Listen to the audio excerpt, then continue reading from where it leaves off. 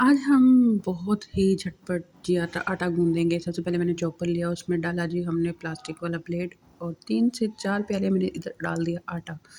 जैसे ही आप आटा डालेंगे उसके साथ हम इसके ढक्कन को बंद करेंगे और थोड़ा-थोड़ा पानी करके डालते जाएँगे और मशीन को चला देंगे। यहाँ पे मैंने थोड़ा-सा पानी ऐड किया और मशीन चला दी। अब हम इसको ऊपर से देखते रहेंगे, जितना हमें पानी रिक्वायर्ड होगा हमने वहाँ पे थोड़ा-थोड़ा पानी डालते जाना है और आटे को गूँथते जाना है। तकरीबन मेरा यहाँ पे आधा गिलास पानी लग गया था इस पूरे आटे को गूँथने में और मैंने नीम को गर्म पानी लिया था, बिल्कुल हल्का कोसा पानी जिसे कहते हैं। यहाँ पे जी मैंने देखा तो आटा भी मतलब मिक्स तो हो गया था, लेकिन वो एक कनी होती है ना, वो नहीं इसकी पूरी हुई थी। और जी मैंने 2 सेकंड और चलाया और आप देखें इतना सॉफ्ट और मुलायम आटा यहाँ पर जी गूँथा गया था। और ये तकरीबन पूरा प्रोसीजर 1 मिनट से ज़्यादा का भी नहीं था, झटपट आटा गूँधा गया।